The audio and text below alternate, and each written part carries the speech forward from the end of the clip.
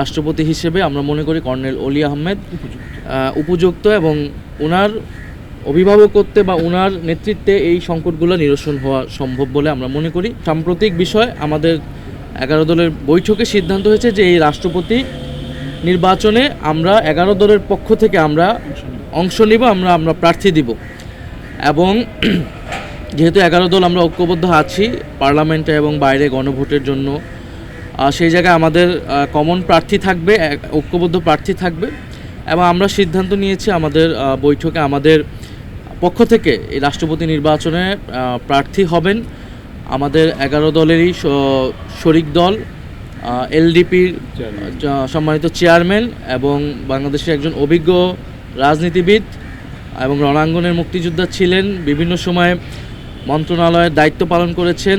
ZI water tank দিচ্ছে আজীবন warranty. ZI water tank, পানির সুরক্ষায় টেকসই সমাধান।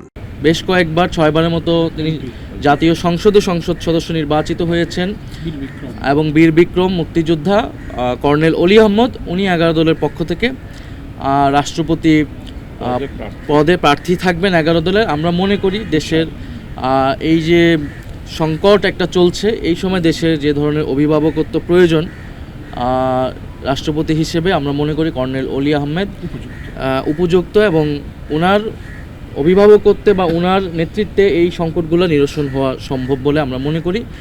এ কারণে আমরা আর যেহেতু বিএনপি জুলাই সনদ বাস্তবায়ন করেনি এখন পর্যন্ত, ফলে আসলে সর্বসম্মতিক্রমে বা ঐক্যবদ্ধভাবে রাষ্ট্রপতি দেওয়ার যে সুযোগটা, সেটা আমাদের ঐকান্তিক প্রচেষ্টা থাকা সত্ত্বেও বিএনপির এই যে একদলীয় এবং সংস্কার বিরোধী আচরণের কারণে এটি সম্ভব হলো না। এটি দেশের মানুষ দেখছে, দেশের জনগণ এটি অবশ্যই বিচার করবে।